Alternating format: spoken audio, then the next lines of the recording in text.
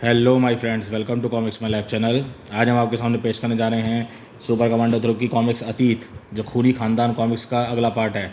अगर आपने खूनी खानदान कॉमिक्स नहीं पढ़ी है तो हमारे चैनल पे ध्रुव कॉमिक्स की प्लेलिस्ट में जाके पढ़ सकते हैं। ये खूनी खानदान सीरीज़ की सेकंड कॉमिक्स है अतीत। तो चलिए शुरू करते हैं। अतीत सुपर कमांडो ध्रुव, एक आकर्षक स्टिकर मुफ्त। ध्रुव फ्रांस पहुंचेगा। हर इंसान समाज से और अपने परिवार और ख़ानदान द्वारा जुड़ा होता है, इसलिए उसका भूतकाल यानी अतीत भी दो प्रकार का होता है। एक तो उसका अपना व्यक्तिगत अतीत और दूसरा उसके ख़ानदान का अतीत। अपने अतीत के बारे में तो हर शख्स जानता है, परंतु अपने ख़ानदान के अतीत के बारे में वह काफ़ी कुछ नहीं जानता। कभी कभी उसका ख़ानदानी अतीत उसके व्यक्तिगत अतीत पर हावी हो जाता है और उस व्यक्ति को भुगतना पड़ता है उसके अपने ख़ानदान की गलतियों का नतीजा। मिस्टर ध्रुव, क्या यह सच है कि आपने उसी व्यक्ति जैकब की हत्या का प्रयास किया है जिसकी वजह से आपको लाखों का बीमा क्लेम मिला है? हमको पता चला है कि आपके पिता भी एक वांछित अपराधी थे। क्या ये सच है? मेरे पिता को भी इसी तरह फंसाया गया था जिस तरह मुझे। और आपके सवालों के सही जवाब तभी मिल पाएंगे जब मैं ढूंढ लूँगा अपना अतीत।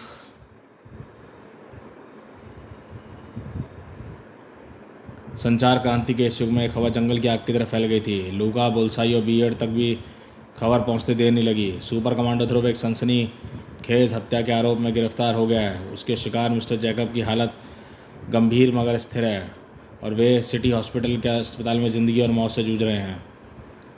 चलो, अच्छा हुआ कोई अच्छी खबर सुनने को मिली। सुपर कमांडो ध्रुव अपने आप जेल पहुंच गया, लेकिन हमारा मकसद तो अधूरा रह गया बुल्साई। जब तक ये हादसे वाली मौत मरेगा नहीं तब तक हम जायदाद बेच नहीं पाएंगे। अब इसको मानना और ही मुश्किल हो गया लूका, क्योंकि अब ये पुलिस की हिरासत में है। एक ही रास्ता है, अगर जैकब मर जाए तो ध्रुव फांसी पर लटक जाएगा और हमारा रास्ता साफ हो जाएगा। लेकिन हम तो यहाँ से जा रहे हैं, अंतर्राष्ट्रीय समुद्र में खड़ा जहाज हमारा इंतजार कर रहा है। वैसे भी हमारा सिटी हॉस्पिटल जाकर जैकब को मारना अब खतरे से खाली नहीं है। जैकब को हम नहीं मारेंगे, उसके लिए हम किसी लोकल गैंग का इस्तेमाल करेंगे और तब जैकब दम तोड़ रहा होगा, हम लियोन में उतर चुके होंगे और ध्रुव या जैकब अपने आप को बचाने के लिए कुछ नहीं कर पाएगा, क्योंकि वह सलाखों के पीछे अपनी जमानत होने का इंतजार कर रहा होगा, जो कभी नहीं होगी। षड्यंत्र का जाल बुना जा चुका था। अब सिर्फ एक आखिरी टाँका मारने की जरूरत थी। न जाने जैकब पर कब तक पहरा देना पड़ेगा। ऐसा मरीज आवत है कि दिमाग ख़राब हो ही जा रहा। बीड़ी भी नहीं पी सकते यहाँ पर। और लो, एक और स्ट्रेचर पर लुढ़क के आ रहा है। बंदूक पीछे कर लो, कहीं कोई टकरा कर हाथ गया तो बंदूक दगे जाएगी। लेकिन बंदूक दगने की नौबत नहीं आई धाड़, क्योंकि सावधान पुलिस वाले गुंडों की चाल का शिकार हो चुके थे। तड़ाक, बिना एक भी शब्द तीनों जैकब के कमरे में प्रवेश कर गए। चांद की रोशनी में जैकब का पीला पड़ चुका चेहरा चमक रहा था। इसके बदन पर लगी ट्यूबें न उछलो, ये ऐसी मर जाएगा। ट्यूबें न उछली गई और जैकब का पीला चेहरा पत्थर सख्त पड़ गया। सांस नहीं आ रही है, मर गया बुड्ढा। अब निकल लो, काम हो गया। अरे लाइट किसने लाई? मैंने। सुपर कमांडो ध्रुव, मगर तुम तो जेल में थे। वह खबर सिर्फ इसलिए फैलाई गई थी कि ताकि तुम लोग रास्ता साफ समझकर जैकब पर हमला करने की मूर्खता करो। वैसे तो यहाँ मैं किसी और का इंतजार कर रहा था, तुम जैसे मामूली गुंडों का नहीं। मामूली गुंडे? हाँ, तेरे सामने ही हमने जैकब को मार दिया, तू कुछ नहीं कर पाया। जैकब को मारने की मेहनत तो तुमने बेकार ही की, क्योंकि उसका गला तो पहले से ही कटा हुआ है। यह क्या? यह तो मोम का बना हुआ सिर है। मोम का? यानी कि हमको फंसाने की चाल थी। हमारा पहले से ही इंतजार किया जा रहा था बादशाह। हाँ मूर्खों, अंकल जैकब तो दूसरे कमरे में सुरक्षित हैं। इस कमरे के बाहर सिक्योरिटी इसलिए बैठाई गई थी ताकि तुम लोग इसी कमरे को अपनी मंजिल समझकर अपने आप जाल में चले आओ। अब तुम लोग मुझे बताओगे कि तुम लोगों को यहाँ भेजने वाला कौन था और इस वक्त कहाँ पर है? वो चाहे जहाँ हो ध्रुव, लेकिन अगले ही पल तू ज़रूर धड़ाक नरक में होगा। आहा, नरक में तुम लोग पहुँचोगे, जेल की अंधेरी काल कोठरी के नरक में। ताड़ बता, वरना वहाँ पहुँचने लायक भी नहीं छोड़ूंगा। यहीं अस्पताल में परमानेंट भर्ती करा दूंगा। यही कहाँ फंसा दिया बादशाह? ध्रुव से पिटकर मुझे हड्डियाँ नहीं तुड़वानी। हमको एक लंबे चौड़े गंजे ने इस जैकब को मारने के लिए 50,000 रुपये दिए थे। वह विदेशी लहजे में बात कर रहा था। विदेशी लहजे में ज़रूर लुका होगा। कोई उसके साथ और भी था? हाँ, 2 लोग और थे। एक सिगरेट पर टोप था, लोगों में और आंखों पर अजीब सी अच्छी लगाया था। दूसरा मोटा सा था, कंधे पर एक छोटा सा लबादा पहने हुए। मैं समझ गया वे लोग कौन थे। कहाँ पर मिले थे वे लोग तुमसे? बंदरगाह में एक प्राइवेट शिप पर। वे लोग कहीं बाहर जा रहे हैं। ओह यानी चिड़िया उड़ गई। ध्रुव साहब अब गिरफ्तार कर लें इन दोनों को। हाँ मेरा काम तो हो गया। तुम लोग बेहोश नहीं हुए थे? नहीं भैया, हमने सोचा कि ध्रुव भैया का नाटक में हम छोटा रोल कर रहे हैं, ठीक है ना। अब चलो तुमको बड़े घर घुमा लाएं। तीनों गुंडों के जाने बाद तुम्हारा प्लान कामयाब रहा ध्रुव। तीनों हत्यारे अपने जाल में फंस गए। लेकिन ये तीन वे नहीं है पापा जिनकी मुझे तलाश थी। वे तो शायद भारत छोड़कर जा चुके हैं। लेकिन तुम्हारा काम तो पूरा हो गया ध्रुव। इस हमले में से यह साबित हो गया कि जैकब की जान लेने की कोशिश करने वाले कोई और लोग हैं, तुम नहीं। और इसकी गवाही हम सब पुलिस वाले भी देंगे। इससे तो मैं बरी हो जाऊंगा पापा। वैसे भी जैकब होश में आने पर मेरे हक में बयान देते हैं, लेकिन अब मैं शायद लूका से कभी नहीं जान पाऊंगा कि मेरे पिता श्याम को नाम बदलने पर मजबूर क्यों होना पड़ा और उन्होंने आखिर किया क्या था। तुम्हारे बताए अनुसार यह बात तो शायद जैकब को भी नहीं मालूम, इसलिए उनके होश में आने का इंतजार करने की ज़रूरत नहीं है। वैसे भी तुम पहले ही कह चुके हो तुम्हारे सवालों का जवाब फ्रांस में मौजूद है, और जब तक तुम अपने अतीत को जान नहीं लेते तब तक चैन से नहीं बैठोगे।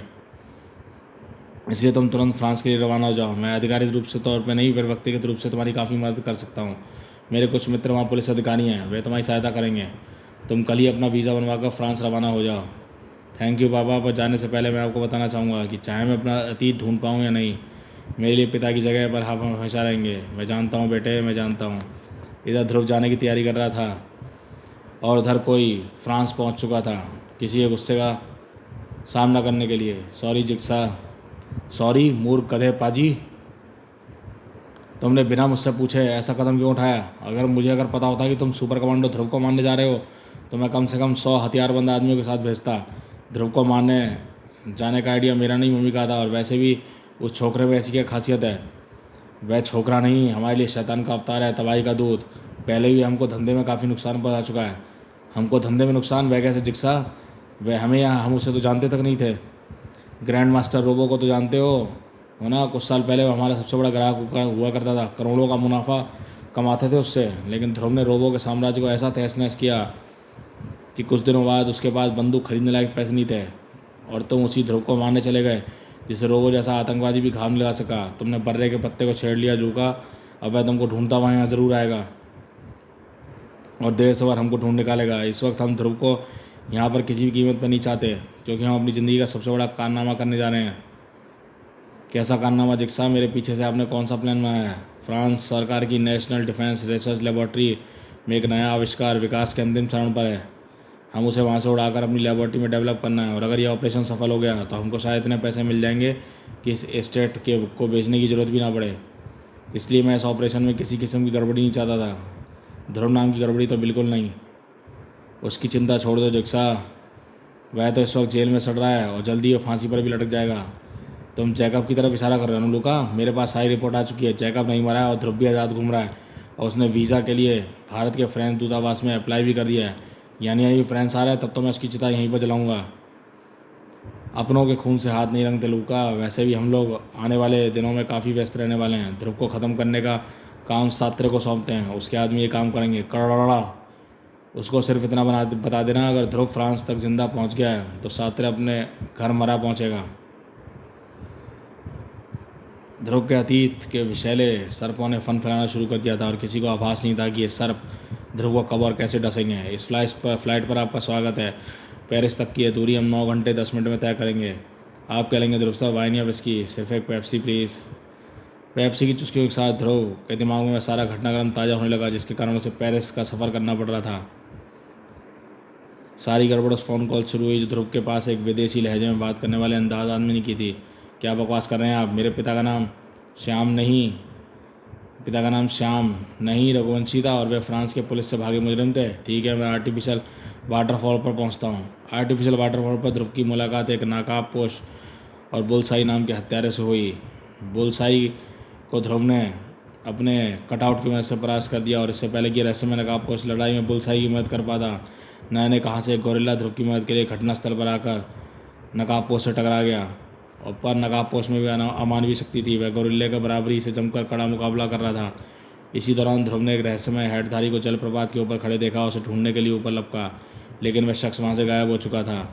उधर वह नकाबपोश गोरिल्ले को बेहोश करके बुलसाई को वहाँ से लेकर फरार हो गया। ध्रुव ने गोरिल्ले को अस्पताल में भर्ती कराया। आहा। और कमांडो हेडक्वार्टर पहुंचकर करीम और रघुवंशी नाम के अपराधी की फाइल को तलाश करने को कहा।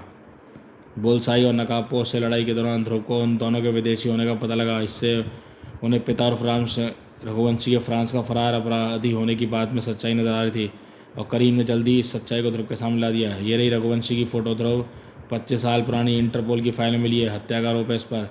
ओ माय गॉड, ये तो मेरे पिता श्याम की फ़ोटो है। और पीछे दिख रहा है एफिल टावर। साफ पता चल रहा है कि यह तस्वीर फ्रांस की राजधानी पेरिस में खींची गई है। जहाँ तक मैं जानता हूँ मेरे पिता श्याम कभी हिंदुस्तान से बाहर नहीं गए। इस फाइल से तो रघुवंशी कुछ पहचान चिन्ह भी हैं। अगर कहीं से पिताजी के पहचान चिन्ह मिल सके तो दोनों का मिलान किया जा सकता है। ध्रुव की यह परेशानी दूर कर दी वैशाली नाम की एक रिपोर्टर ने। जुपिटर सर्कस पर आर्टिकल लिखते लिखते उसके हाथ श्याम के डेंटल प्रिंट्स यानी दांतों की प्रतिलिपि लग गई थी। और तब ध्रुव पर गिरी हुई बिजली जब करीम ने रघुवंशी और श्याम के दांतों का मिलान करके बताया ये दोनों निशान एक ही आदमी के हैं। ध्रुव, यानी मेरे पिता श्याम ही रघुवंशी एक फरार हत्यारे नहीं, ये नहीं हो सकता। मेरे पिता हत्यारे नहीं हो सकते। तब ध्रुव को एक और चौंका देने वाली खबर मिली। मैं इंस्पेक्टर खत्री बोल रहा हूँ ध्रुव। सिटी हॉस्पिटल में जहाँ पर वह गोरिल्ला भर्ती है उसके शरीर पर एक निशान मिला है, गोले बना जे का निशान। ओहो, ये निशान तो जुपिटर के सर्कसों के जानवरों पर लगा होता है। मैं भी हॉस्पिटल पहुँचता हूँ इंस्पेक्टर खत्री। और अस्पताल में ध्रुव की मुलाकात एक बार रहस्यमय कोटधारी से हुई जिसे ध्रुव ने वाटरफॉल पर देखा था। वह भी शायद गोरिल्ले से मिलने आया था और मुसीबत में था क्योंकि उसके सामने बियर्ड नाम का एक ऐसा कातिल था जिसके दाढ़ी के ऊपर जहरीले डंक वाली मक्खियाँ चिपकी थी और उन मक्खियों ने उसके पूरे हॉस्पिटल में फैला दिया। आहा, मैं तो यहाँ तेरे लिए आया था ध्रुव। ध्रुव ने बियर्ड को बेहोश तो कर दिया लेकिन बेहोश होते थे बियर्ड ने खास सीटी बजाकर सारी मधुमक्खियों को ध्रुव के पीछे लगा दिया। ध्रुव उस हेडकोट धाड़ी के साथ बगल में ही बने स्टोर रूम में घुस गया और यहीं उसे मिला एक सुखद आश्चर्य। आप अंकल जैकब, जुपिटर सर्कस के मालिक जैकब।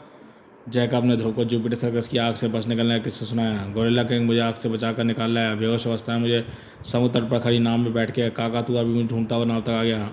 उसने मॉरिशस जा रहे जहाज़ को ढूंढ निकाला और इस तरह मैं मॉरिशस पहुंच गया अपने घर पर। पूरी तरह ठीक होने में मुझे 3 साल लग गए और जब मैं उस सामान को चेक कर पाया जिसे भारत सरकार ने मेरे लिए मॉरिशस के स्थायी पते पर भिजवाया था, उसी सामान में संदूकची थी जो शाम के हाथों में उस वक्त थी और वह मुझे घायल अवस्था में मिला था फ्रांस के शहर लियोन में। जुपिटर सर्कस तब वहीं चल रहा था। घायल अवस्था में पर कैसे? गोली का घाव था सिर में। गोली से गुंडे दोनों इसके पीछे पड़े थे। मैं उसे बचाकर भारत लाया। उसका घाव तो ठीक हो गया पर उसकी याददाश्त चली गई। अपनी असली नाम मुझे कभी नहीं बताया और ना ही गोली चलने का कारण। उस संदूची में क्या है? श्याम की फ़ोटो और उसके परिवार के साथ। शायद उसके बैकग्राउंड में एक आलीशान इमारत भी थी। मैं उसी आलीशान इमारत को ढूंढता हुआ फिर से लियोन पहुंचा और वहाँ पर कुछ संदिग्ध लोगों को घूमते देखा। अंदर नहीं जा सका। काकातुआ को मैंने उनके पीछे लगा दिया। बातें सुनने पता लगा और मुझे पता चला वह षड्यंत्र तुमको मारने के लिए बनाया जा रहा था। मैं तुरंत वापस भारत भागा तुम्हारे पास आने के लिए। क्या था वह षड्यंत्र अंकल जैकब? किसने रचा? इससे पहले कि जैकब कुछ बोल पाता उसकी जुबान खामोश हो गई। अब आगे तू कुछ नहीं बोले पाएगा बुढ़े। लूका। जैकब के पेट में चाकू आता था और इस दृश्य ने ध्रुव को पागल कर दिया। वह लूका पर टूट पड़ा और लूका को भाग निकलने में मजबूर होना पड़ा। धड़ाक। ध्रुव ने जैकब के पेट से चाकू निकाला और सिवा पुलिस ने घटनास्थल पर पहुंचाने के कारण उसे ही हत्यारा मान लिया गया, लेकिन उसे बचाने का सबूत डॉक्टर ले गया। वह त्वचा का टुकड़ा जैकब के नाखून में फंसा था और यह ना ध्रुव की त्वचा का है ना ही जैकब का है। लड़ाई के वक्त तीसरा आदमी स्टोर रूम में मौजूद था। हाँ, एक बात और, हमने हर त्वचा के सैंपलों की डीएनए टेस्टिंग करी है। उससे पता चला है कि जिस व्यक्ति की त्वचा का टुकड़ा है वो ध्रुव का नज़दीकी रिश्तेदार है। रहस्यों के साए घिराते जा रहे थे और इन पर रोशनी डालने का सिर्फ एक ही रास्ता था, ध्रुव के सामने। दोस्तों, ये सारी की सारी कहानी आप खूनी खानदान कॉमिक्स में पढ़ चुके हैं। नहीं पढ़ी है तो जाके खूनी खानदान कॉमिक्स पढ़िए ध्रुव कॉमिक्स प्लेलिस्ट में। फ्रांस जाकर या तो अपने पिता को बेगुनाह साबित करने का या इस सच्चाई को स्वीकार करने का किसी रगों में हत्यारे खून है। ध्रुव ख्यालों में इतना गहरा डूबा था, उसके ख्यालों से निकालने की वह चीख जरूरी थी, बचाओ, जो उस एयरहोस्टेस के गले से निकली थी जिसकी गर्दन पर बंदूक की नाल आराम कर रही थी। खबरदार, जो कोई अपनी जगह से हिला, सभी चुपचाप बैठे रहो। सिर्फ एक मुसाफिर अपनी सीट से खड़ा हो जाए। सुपर कमांडो ध्रुव, सामने आओ, मैं 3 तक गिनूंगा। 1।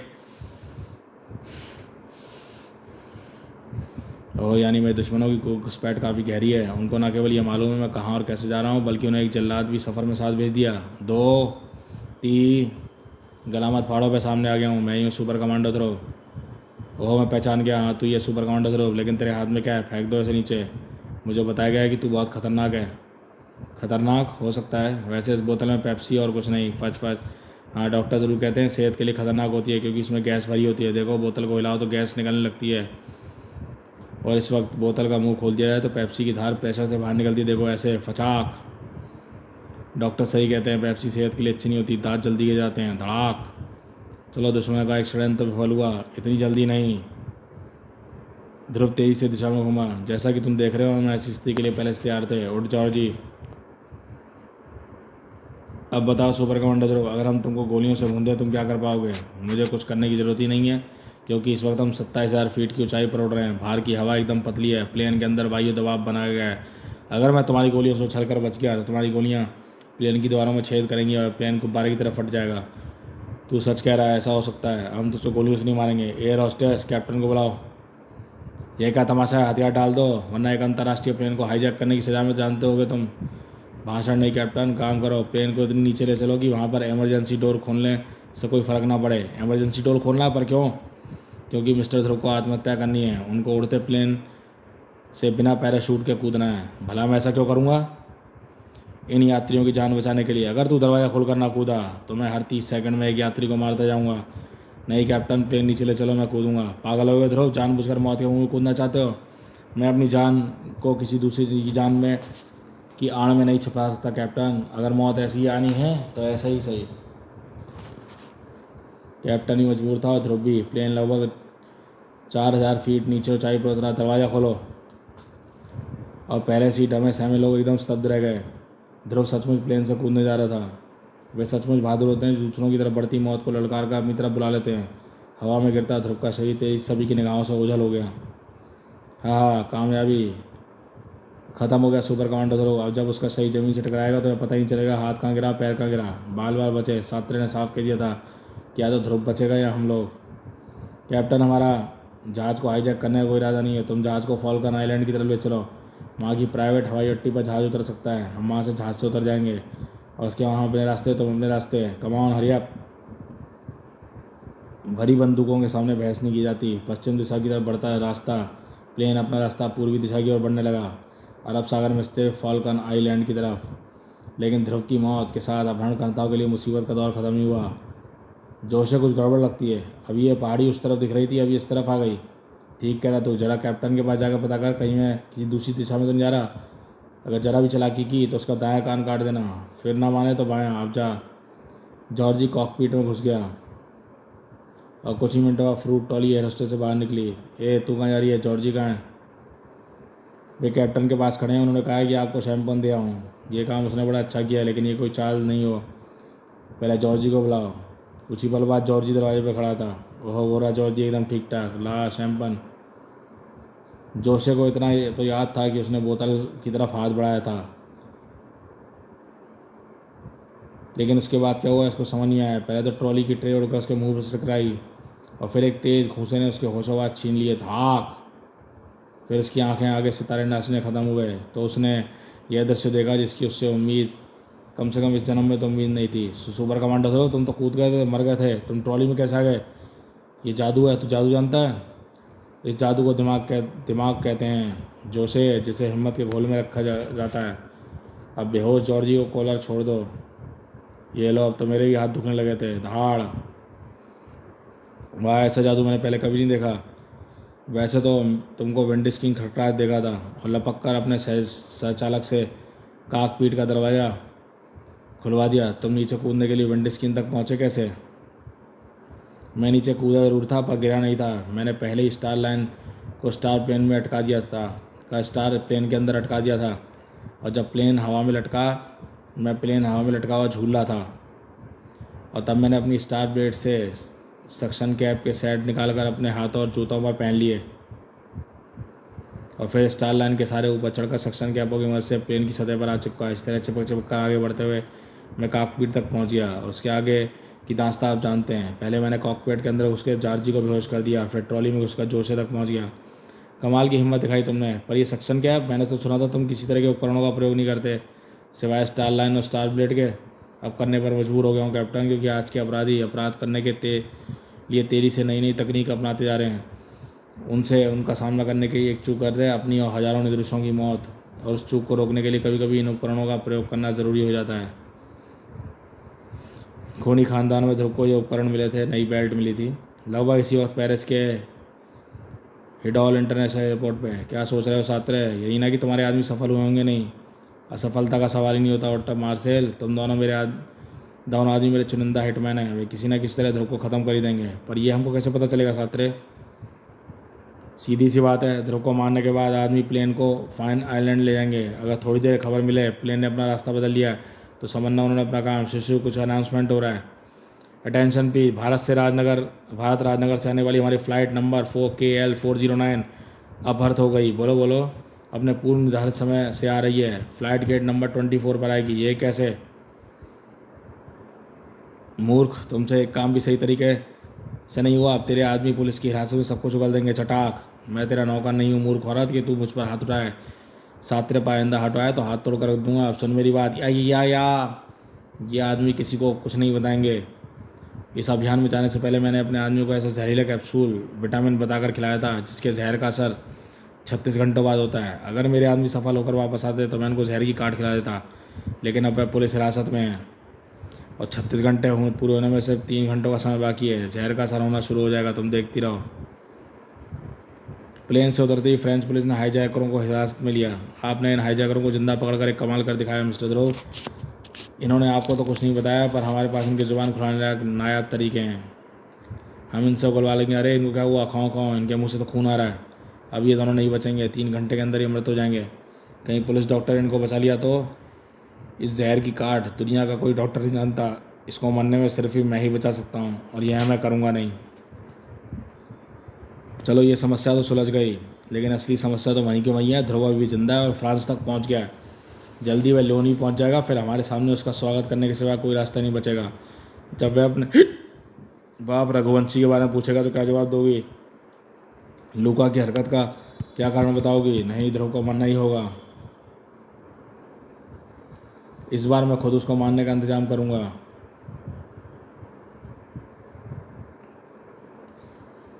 व्यक्तिगत रूप से ठीक है। इस वक्त तो वैसे भी हम कुछ नहीं कर सकते क्योंकि ध्रुव पुलिस के साथ है। अब मुझे भी वह काम करना है जिसके लिए मैं और जिक्सा खास तौर से पेरिस आए हैं। पेरिस स्थित डिफेंस एंड रिसर्च लैब से एक नायाब आविष्कार उड़ाने के लिए। ध्रुव इस बात से अनजान था। इस षड्यंत्र के सूत्रधार उसके बगल में ही थे और वहाँ से सरकने वाले थे। आपको हमारे साथ पुलिस हेडक्वार्टर चलना होगा मिस्टर ध्रुव। हम आपका बयान लेना चाहते हैं। चलिए, मैं तो वैसे ही फ्रांस आया हूँ पुलिस की मदद लेने के लिए। और फिर फ्रेंच स्थित हैं। और इस तरह से आपने उन दोनों अपहरणकर्ताओं को काबू कर लिया। लेकिन ये दोनों आपको मारना क्यों चाहते थे मिस्टर ध्रुव? यह तो फिलहाल मैं खुद भी नहीं जानता इंस्पेक्टर, लेकिन अगर मैं आपके कमिश्नर से मिल सकूं तो काफ़ी कुछ जान सकता हूं। मिस वेरा, मेरा नाम वेरा विजिट है। अभी अभी मेरे कंप्यूटर में मैसेज आया, कमिश्नर साहब खुद आपसे मिलना चाहते हैं। आइए, मैं खुद आपको उनके पास ले चलती हूँ। पेरिस पुलिस कमिश्नर का ही ध्रुव का इंतजार कर रहे थे। वेलकम ध्रुव। कमिश्नर राजन मेहरा मेरे पुराने दोस्त हैं। उनका बेटा मेरे बेटे जैसा ही है। Welcome welcome. मैं फ्रांसवा हूँ, तुम्हारे बाप जैसा।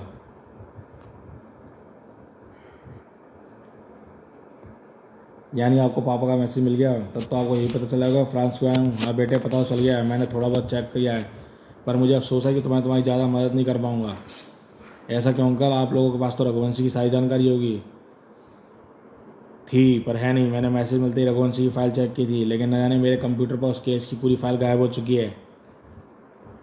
हमारे क्राइम रजिस्टर में भी उस केस के पन्ने किसी ने फाड़ दिए हैं। ओहो, किसका काम हो सकता है ये? कहना मुश्किल है, पर हम पूरी जांच करवा रहे हैं। वैसे 25 साल पहले मैं भी लियोन में ही था।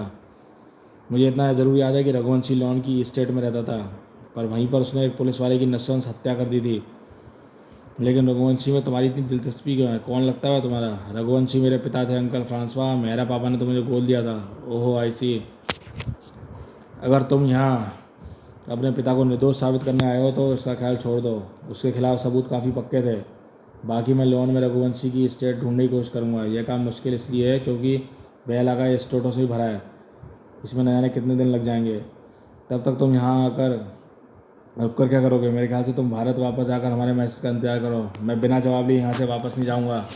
या तो अपने पिता को निर्दोष साबित करूँगा या उनके हत्यार होने का कारण जानूँगा, चाहे इसमें आप मेरी मदद करें या ना करें। ऐसा क्यों सोचते हो बेटे? अगर हम तुम्हारा इरादा पक्का है तो हर कदम पर हम तुम्हारे साथ हैं। Thank you uncle. मैं 1-2 दिनों में रिटूस होटल में ठहरता हूँ। अगर आपको रघुवंशी का पता या उस केस के बारे में कोई जानकारी मिले तो मुझसे संपर्क कर लें। ओके ध्रुव। इसी वक्त पेरिस में कहीं? ओहो, यानी ध्रुव पेरिस में और हमको अपना काम आज रात पेरिस में ही करना है। अगर कहीं कोई रुकावट आई तो रुकावट नहीं आएगी जिक्सा। उधर आप अपना काम कीजिए, इधर मैं ध्रुव का काम तमाम करता हूँ। ध्रुव बुल्साई और बीएड के हमले से बच गया, यानी वह गोला बारूद और जहरीली मक्खियों से जैविक हथियारों से निपट सकता है। हमने उसको प्लेन में मार देने की स्कीम बनाई, लेकिन वह स्कीम भी उसने विफल कर दी। अब हम उसको सबसे हटकर योजना बनानी होगी। योजना मैंने बना ली है। आज रात ध्रुव की मुलाकात अपनी मौत से होगी। उस शाम ध्रुव आपके लिए कोई लेटर छोड़ गया है सर। यह संदेश मेरे लिए एकमात्र क्लू हो सकता है, या मुझे फंसाने के लिए चारा भी। पर कुछ भी हो, मुझे इस पते पर जाना ही होगा। अगर रघुवंशी के बारे में जानना चाहते हो तो रांधवे डैन केवरी स्ट्रीट पर आकर क्रशर से मिलो। रांधवे डैन एक ऐसी जगह जहां फाइटिंग कैरियर बनते थे, कई जिंदगियां मिटती थीं और ज़िंदगी और मौत के संघर्ष पर लाखों फ्रैंक का सट्टा लगता था। रौंडे में हड्डियों के चटकने की आवाज़ गूंज रही थी। चर्र और आख। आज भी इस लड़ाई मौत का फैसला मौत से होना था। धड़ाक। ये तो गया। खैर, इस फाइट में हम पहले से ही फॉर्म भरवा देते हैं कि इस हादसे की जिम्मेदारी ना माने जाएं। विनर रेस क्रशर, 106वीं जीत और कोई हार नहीं। आज दर्शकों में एक खास दर्शक भी मौजूद था। क्रशर, मुझे तुमसे ज़रूरी बात करनी, जरा नीचे आओ। ओह, तुम आ गए। लेकिन क्रशर सिर्फ रिंग में बात करता है। ध्रुव के रिंग में चढ़ते ही सब समझ रहे थे कोई नया फाइटर आ गया। ये मैसेज तुमने भेजा था, यही समझ लो। क्या तुम जानते हो रघुवंशी के बारे में? वह मेरी जुबान बता सकती है, लेकिन वह तभी चलनी शुरू होती है जब मेरे हाथ रुकते हैं। मतलब फाइट मी। अगर तुमने मुझे हरा दिया तो सब कुछ जान सकोगे जो तुम जानना चाहते हो। अगर नहीं तो भारत वापस लौट जाओगे। ओहो, तो ये है दुश्मन की चाल। इस चाल की तारीफ तो मुझको करनी पड़ेगी, क्योंकि जब मैं इस क्रशर से लड़ने में बाध्य हो गया हूँ तो यही एकमात्र सूत्र है।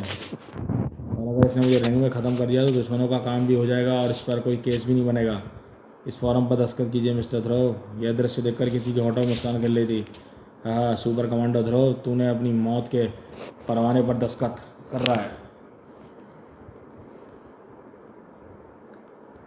रेफरी की सीटी बजी, पर्र, और फाइट शुरू हो गई। कोई भी वार करने से पहले इसकी फाइटिंग स्टाइल समझनी होगी, ताकि ध्रुव का किक वार तो बचा लिया, लेकिन उस तरह बढ़ते घूसे को नहीं देख पाया। वार जोरदार था। इस बार ध्रुवकर ने अपने ध्यान क्रशर के बढ़ते घूसों पर रखा। तड़ाक, तो तेज किक उस जबड़े से टकराई। ओह, मैं समझ गया। क्रशर स्वाट स्टाइल से लड़ता है, एक पुरानी फ्रेंच फाइटिंग स्टाइल जिसमें घूसों और किकों का बराबर मात्रा में इस्तेमाल किया जाता है। इस स्टाइल की काट मुझे नहीं आती। अतः ध्रुव की किक जोरदार थी, लेकिन इससे पहले कि उसका पैर दूसरे वार करने के लिए हवा में लहरा पाता, क्रशर की लात हवा में लहराई। ध्रुव को ऐसा लगा मानो किसी ने उसकी गर्दन को धड़ से अलग कर दिया हो। कड़ाक, और उसके बाद ध्रुव के शरीर पर वार घन की तरह लगातार बरसने लगे। इतना सबक तेरे लिए काफ़ी होना चाहिए हिंदुस्तानी कीड़े। जा, टांगों के बीच दुम दबाकर हिंदुस्तान वापस लौट जा। अपने कातिल बाप का तीर जानने का ख्वाब छोड़ दे, वरना तेरे शरीर का सारा हिंदुस्तानी खून इसी रिंग में बहा। ओह, तू फिर से खड़ा हो रहा है। लड़ेगा मुझसे तो फिर मरने की आखिरी इच्छा हम पूरी कर देते हैं। बहुत हो गया क्रशर, मैं ना तेरी तरह क्रूर हूँ, ना ही पेशेवर फाइटर, लेकिन कसम है मुझे अपने रगों में बहते हिंदुस्तानी खून की। अगर तू मेरे बदन को अपने हाथों से छू भी सका तो मैं हिंदुस्तान लौट जाऊँगा। ऐसा है तो ले। तड़ाक, ध्रुव का शरीर ज़्यादातर समय हवा में ही बिता रहा था। क्रशर के बढ़ते हाथ ध्रुव के शरीर के बजाय उसके शरीर को छूकर अपनी आती हवा को टटोल रहे थे। खटाक, अब क्रशर को लग रहा था मानो उसका पूरा शरीर पत्थर तोड़ने वाली मशीन से कई बार टकरा कर गुजर कर निकला हो। और आखिरकार क्रशर की सहन शक्ति भी उसका साथ छोड़ गई। पर्र, और उसकी टांगों की शक्ति भी। कुछ ही पलों में चारों तरफ घनघोर सन्नाटा छा गया। फिर कड़कदार आवाज़ गूंजी छात्रे के बाद, स्वाटे बैंड, आकर ख़त्म कर दो इस छोकरे को। किसी अनहोनी की आशंका से पूरे हॉल में लोगों का बाहर की तरफ भागना शुरू हो गया, और जब तक ध्रुव को समझ पाता वह चारों तरफ से घिर चुका था। शेर का शिकार करने के लिए जंगली कुत्तों की टोली आ गई थी और उन्होंने हमला करना शुरू कर दिया। ओह, मुझे घेर कर मारने का प्लान है, और ये प्लान उसी आदमी ने बनाया जिसने स्वाटे गैंग को बुलाया। शायद ये कामयाब भी हो जाए, क्योंकि क्रशर से हुई लड़ाई मुझे बुरी तरह थका दिया है। मुझे लड़ने के लिए रिंग से बाहर निकलकर खुली जगह पर जाना होगा। स्वाटे गैंग आसानी से ध्रुव का पीछा छोड़ने वाला नहीं था। तड़ाक, और ध्रुव भी इस बार आसानी से स्वाटे गैंग की जान लेने का इरादा कामयाब नहीं होने दे रहा था। तड़ाक तड़ाक, धाड़ धाड़, लेकिन हमलावर तादाद भी ज़्यादा थी और ध्रुव पर कमजोरी धीरे धीरे हावी हो रही थी। तड़ाक, लेकिन इससे पहले कि ध्रुव कि जान उससे निकल पाती। एक आश्चर्यजनक हंसता हुआ ताड़ स्वाटे गैंग पर कोई और बिजली बनकर टूटा। यूं कहिए टूट पड़ी। अरे ये कौन है लड़की, यहाँ पर ध्रुव की मदद करने के लिए आ गई। धड़ाक ताड़। ध्रुव खुद भी चकित था। फ्रांस में मेरा मददगार कहाँ से पैदा हो गया। यह लड़की भी स्वाटे की एक्सपर्ट लगती है। खैर जो भी हो, इस व्यवधान ने मुझे संभलने का इतना मौका ज़रूर दे दिया है कि मैं खुद भी स्वाटे से निपट सकता हूँ। तड़ाक। ध्रुव और उसके रहस्यमय मददगार के संयुक्त हमले के सामने स्वाटे बैंड का जल्दी बाजा बज गया। यह प्लान भी टाटा फिस हो गया लगता है। फिलहाल तो यहाँ से निकल लेना चाहिए। पूरी लड़ाई के दौरान ध्रुव की नज़र सात्रे पर जमी थी और इस षड्यंत्र का सूत्रधार दुम दबाकर भाग गया। अगर ये भाग गया तो फिर कुछ जानने का एक और रास्ता हाथ से निकल जाएगा। ध्रुव सात्रे के पीछे लपका,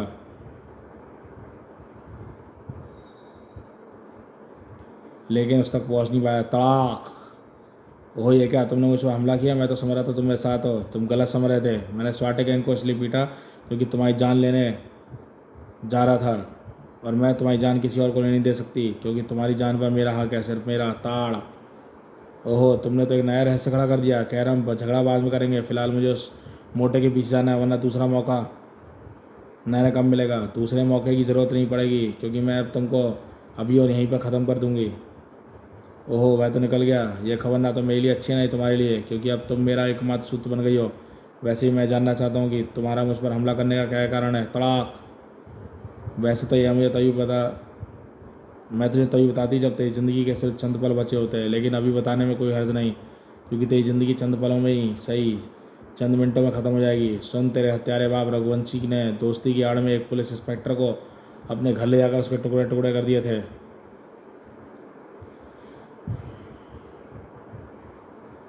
और वह सिर्फ इसलिए क्योंकि इंस्पेक्टर जान गया था कि रघुवंशी का असली धंधा सरकारी लेबोरेटरियों की तकनीकों को उड़ाना और फिर उसको दुनिया भर के आतंकवादी संगठनों के हाथों बेचना था।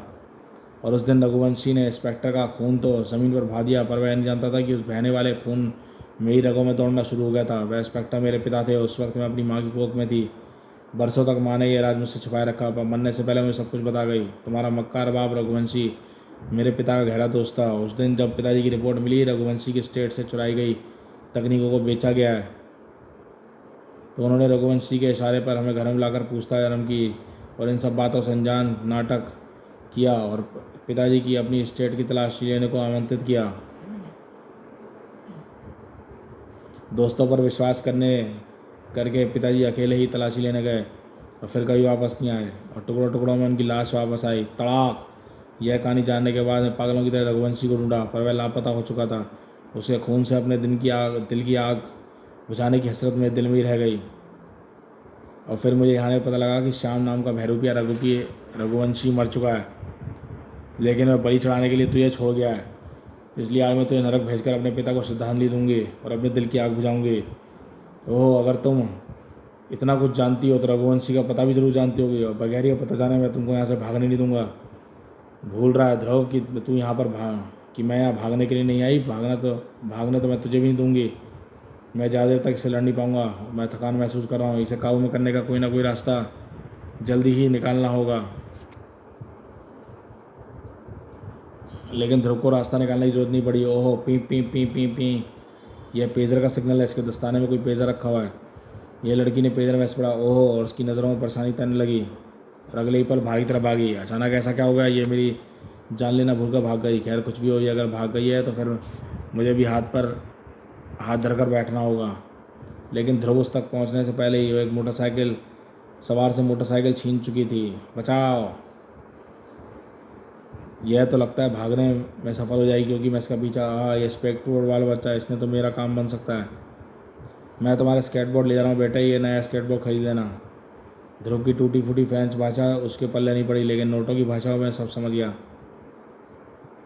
तेज़ ट्रैफिक के बीच लहरा कर निकलते ध्रुव के दिमागों में आंधियाँ कौंध रही थी।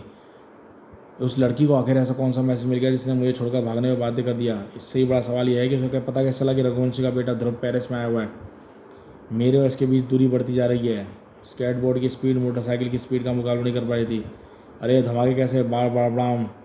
ध्रुव का दिमाग एक पल के धमाकों पर गया और उसे एक पल में लड़की न जाने कौन से मोड़ पर मुड़ गया। अरे वह लड़की तो न जाने कहाँ गायब हो गई। वैसे भी धमाकों की आवाज़ भगदड़ से मच गई है। उस लड़की को ढूंढ पाना संभव है। शायद उस लड़की के इधर आने इन धमाकों से कुछ संबंध है। इन धमाकों के कारण मुझे जानना ही होगा। उन धमाकों के केंद्रीय फ्रेंच सरकार की research and development defence lab की वह इमारत। बड़ाम,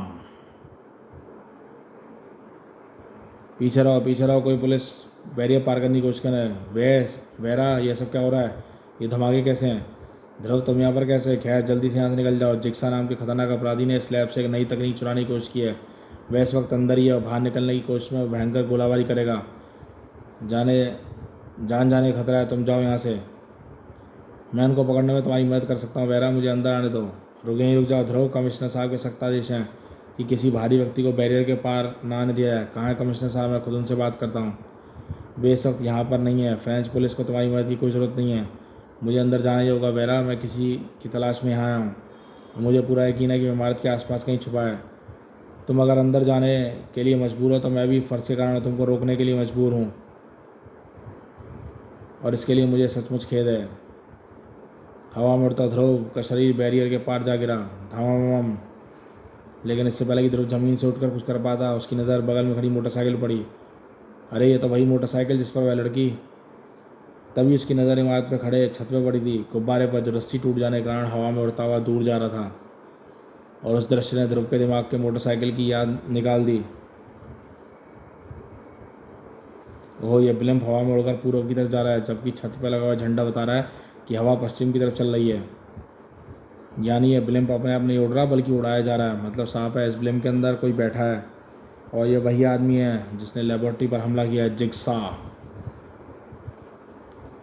फिलहाल मुझे इस रहस्यमय लड़की की परवाह नहीं है, उसको तो अब मैं ढूंढ ही लूँगा। इस वक्त मेरा पहला फ़र्ज़ मेरी आंखों के सामने हो रहे अपराध को रोकना है, और यह काम मुझे अकेले ही करना है। Hello handsome. क्योंकि जब तक मेरे पास ठोस सबूत नहीं होगा तब तक वह फ्रांसीसी लड़की पुलिस मेरी बात नहीं भरोसा नहीं करेगी। ओह, यह क्लिम्प तो एयरफिल टावर की तरफ जा रहा है, और इसकी गति भी धीमी हो रही है। अब मैं समझ गया इन अपराधियों के भागने का रास्ता क्या है। वह फिल्म से एफिल टावर पर उतरकर भाग निकलना चाहते हैं। रास्ता तो अच्छा चुना है, लेकिन मैं अभी अच्छी किस्मत को ख़राब किस्मत में बदल देता हूँ। ध्रुव का ख्याल एकदम सही था। चिक्सा फिल्म से एफिल टावर पर उतर रहा था। वह लेकिन इसके नीचे आने का इंतज़ार नहीं करूँगा। मैं इसके ऊपर जाकर ब्लिम्प सही थी पकड़ूंगा रंगे हाथों।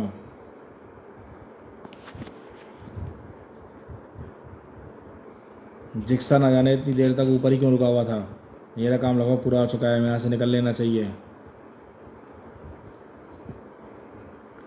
चुपचाप का काम वही करते हैं जिनके दिल में चोर हो जिक्सा, लेकिन तुम तो साक्षात चोरों के चोर हो। ध्रुव, वो आखिर का वही और इसका मुझे डर था। तू मेरे काम में टांग अड़ाने यहाँ तक कैसे पहुँचाया? तुम्हारी बातों से ऐसा लग रहा है तुम मेरे बारे में काफ़ी कुछ जानते हो, पर कैसे? सच जानना चाहते हो? दरअसल हमारा तुम्हारा धंधे का भी संबंध है और ख़ानदान का भी, इसलिए झगड़ा छोड़कर हाथ मिला लो तो हमारा ही फ़ायदा है। और तुम्हारी चांदी चांदी है। हाथ तो ज़रूर मिलाऊंगा जिक्सा, लेकिन ज़रा ज़ोर से। आखिर हमारा तुम्हारा ख़ानदानी संबंध है तुम्हारे हिसाब से, इसलिए ज़रा नकाब हटाकर तुम्हारा चेहरा देख लिया जाए और मुंह दिखाई भी दे दी जाए। तड़ाक। तुझे सचमुच बड़ा आश्चर्य है मुझे सचमुच बड़ा आश्चर्य है कि तू यहाँ तक मेरे पीछे पीछे पहुँच गया, और शायद यमराज की इच्छा यही थी कि तेरी जान मेरे हाथ से निकले। ओहो, इसके बारे में तो जैसी अमानवीय शक्ति भरी है जैसे लूका में थी। यानी इसका और लूका का आपस में जरूर कोई संबंध है। इस तर्क के अनुसार तो इसका और मेरा संबंध भी कुछ ना कुछ तो जरूर होगा। तड़ाक। शायद इस कथन में सच्चाई है और मेरा इसका ख़ानदानी संबंध है, और अगर ऐसा है तो अकेला ही ये मेरी सारी परेशानियों को दूर कर सकता है। मैं इसको बगैर काबू में करे कुछ भी पाना असंभव है, और इसको काबू में करना बिल्ली के गले में घंटी बांधने के बराबर है। सिर्फ एक ही चीज़ मेरी मदद कर सकती है, इसका लवादा, लेकिन इसके लिए मुझे अपनी ज़रा फुर्ती का इस्तेमाल करना होगा। इससे पहले कि जिक्सा का ध्रुव की योजना को समझ पाता, वह अपने ही लवादे के घेरे में फंस गया, और उसको निकलने की कोशिश में लपेट पाने से पहले ही ध्रुव उस पर बुरी तरह टूट पड़ा। तड़ाक। अब तेरे कसबल ढीले हो चुके हैं जिक्सा, मैं तुझे ले जाकर सीधे कमिश्नर साहब के हवाले कर दूंगा, वही तुझसे गलवाएंगे। इसको ले जाने की ज़रूरत नहीं है ध्रुव बेटे, मैं यहीं पर आ गया हूँ। कमिश्नर साहब, हो थैंक गॉड, आप भी ज़रा क्लिम का पीछा करते करते यहाँ तक आ गए होंगे। नहीं बेटे, मेरा यहाँ तो इस वक्त आना तो बहुत पहले ही तय हो चुका था, क्योंकि जिक्सा से के इस ब्लिंक से उतरने के बाद मुझे इसे एक सुरक्षित स्थान पर पहुँचाना था। क्या? यानी तुम इस अपराधी से मिले हो? ठीक समझे, पर हिलना मत, क्योंकि मैं सातरे जैसा मूर्ख नहीं हूँ जो तुमको क्रशर के हाथों मरवाने की मामूली योजना तक अंजाम न दे सका। ओह, यानी तुम शुरू से ही मुझे मरवाने की योजना को जानते थे। अरे उनमें भी कई योजनाएं तो मैंने खुद बनाई थी। जिक्सा, फिलहाल तुम ब्लिम पर चढ़कर यहाँ से निकल लो। अभी मिस्टर ध्रुव को ख़त्म करने से पहले मुझे इनको कुछ बातें बतानी है, ताकि मरने के बाद इनकी आत्मा भटकती ना रहे। जिक्सा तेजी से ब्लिम के रस्सी के सहारे चढ़ने लगा और कुछ पलों बाद ब्लिम में सवार एफिल टावर में दूर चला गया। हाँ तो ध्रुव बेटे, मैं बता रहा था कि तुमको मारने की कुछ योजनाएं मैंने सात्रे के साथ सुझाई थी। दरअसल मैं सिर्फ तुमको मारने नहीं, बल्कि तुम्हारे बाप को मारने की योजना ही मैंने बनाई थी। यानी हमारा तुम्हारा नाता काफ़ी पहले ही शुरू हो चुका था। हाँ, और मेरा बस चलता तो मैं इस नाते को 25 साल पहले ही ख़त्म कर देता। उस वक्त मैं एक इंस्पेक्टर था और पुलिस की नौकरी मैंने इसलिए ज्वाइन की थी ताकि जिक्सा को उसके धंधे में मदद कर सकूं। लेकिन हमारे डिपार्टमेंट के कई पुलिस वालों को ईमानदारी की खुजली हो गई थी। इंस्पेक्टर ल्यूबैक भी उन्हीं में से एक ऐसा था। वह तुम्हारे बाप रघुवंशी का गहरा दोस्त था और उसको न जाने कहाँ से जिक्सा के ठिकाने के बारे में जानकारी हाथ लग गई। उसने मुझे जिक्सा के अड्डे पर रेड करने के लिए पुलिस पार्टी तैयार करने को कहा। तब मैंने एक कुटिल योजना तैयार की। मैंने उसके रेड करने से पहले ही रघुवंशी की मदद लेने को कहा। रघुवंशी की मदद? वह कैसे मदद कर सकते थे? हाँ, यह बता दूंगा तो जिक्सा के कई राज खुल जाएंगे, क्योंकि मैंने सुना है कि एफिल टावर के भी कान होते हैं। खैर, श्याम यानी रघुवंशी ल्यूबैक को अपने साथ ले गया और वहाँ पर जहाँ हम सब पहले से ही उन दोनों का इंतजार कर रहे थे। ल्यूबैक को तो हमने पहले ही वहीं काट डाला, लेकिन रघुवंशी हमारे हाथों से बचकर भाग निकला। हमने रघुवंशी को ल्यूबैक का कातिल घोषित कर दिया और चारों तरफ पुलिस फोर्स को ढूंढने के लिए फैला दी। लूका से मुझे पता चला कि जैकब को तुमको बताया था। उसने एक पुलिस वाले को 2 गुंडे टाइप लोगों से बातें करते सुना था। वे दोनों सात्रे के आदमी थे और वह पुलिस वाला मैं था। 25 साल पहले मैं इंस्पेक्टर था और अब तरक्की करने पर कमिश्नर बन गया हूँ। अब मुझे पता चला है कि तुम फ्रांस आ रहे हो, तो रघुवंशी से संबंधित सारी जानकारी को मैंने मिटा दिया और तब मैं तुमको भी मिटा दूंगा। नहीं कमिश्नर,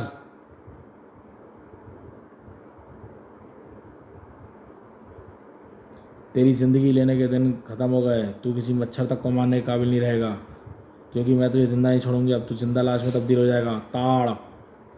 ओह, यानी ध्रुव पहले से ही मत लेकर आया था और इसके साथ तूने भी मेरी बातें सुन ली हैं। पर कोई बात नहीं, तुम लोग मेरा कुछ नहीं कर सकते, क्योंकि तुम लोगों के पास मेरे खिलाफ कोई सबूत नहीं है। तुम लोगों की बात का कोई यकीन नहीं करेगा। सबूत की ज़रूरत अब किसे? हत्यारे। ये देख, इस पुलिस ट्रांसमीटर को तू पहचानता ही होगा। अब तू ध्रुव को उसको अपना कारनामा सुना रहा था, तभी मैंने इसको ऑन कर लिया था। तेरे ज़रिए हर पुलिस चौकी पर सुना जा चुका होगा। ये ट्रांसमीटर तुम्हारे पास कैसे आया? कौन हो तुम? आज से पहले मैंने तुम्हारे बारे में कभी नहीं सुना। कमाल है कमिश्नर, तुम अब तक इस लड़की को नहीं पहचान पाए जिसके बाप ल्यूबैक को तुमने काट कर डाल दिया था और इतने दिनों तुम्हारे डिपार्टमेंट में काम कर रही थी। मिली है मिस वेरा से। वेरा? हाँ, वेरा तुम्हारी साजिश की वजह से ध्रुव को अपना अपराधी मानकर उसका पीछा कर रही थी, लेकिन ध्रुव का पीछा करने की वजह से ही मुझे अपने कातिल यानी तुम्हारा पता चल गया और अब बचने की सारी उम्मीदें छोड़ दो,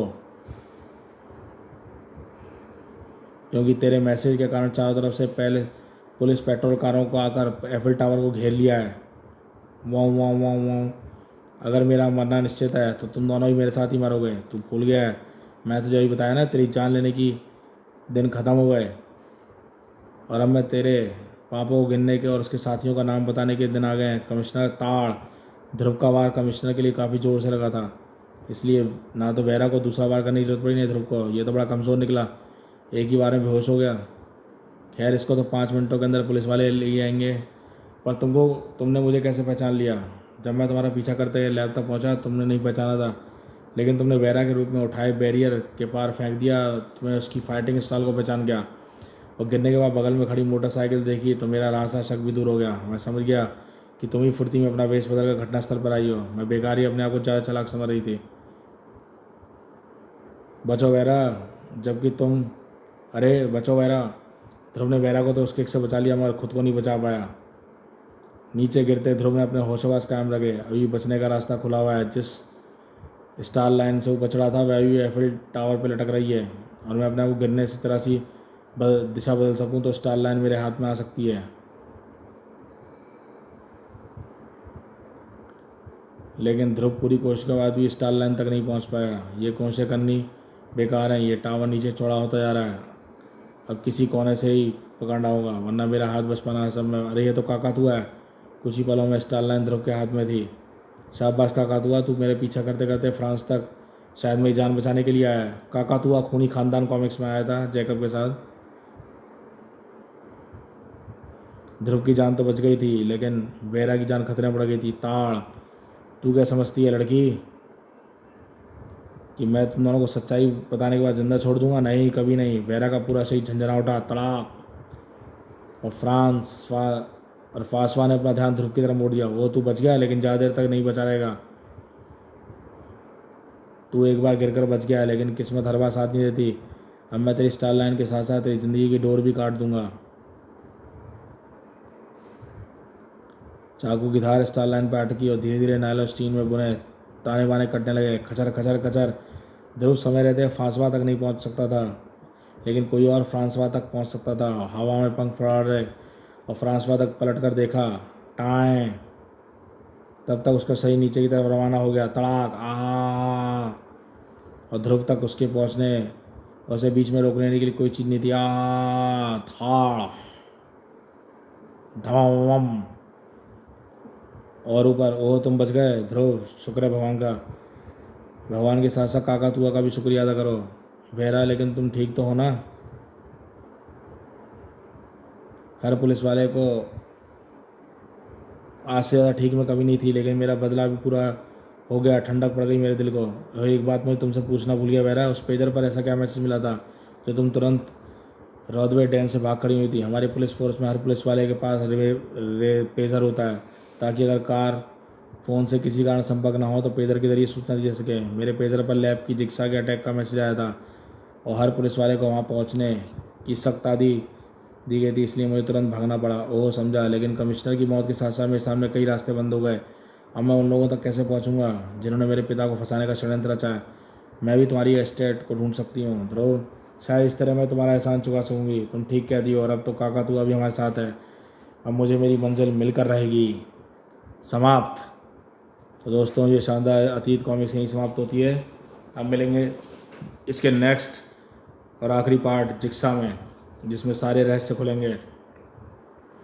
तो कॉमिक्स कैसी लगी है बताइएगा। चैनल पर फर्स्ट टाइम आए हैं, चैनल को सब्सक्राइब कर लीजिए। देखते रहिए कॉमिक्स माय लाइफ चैनल।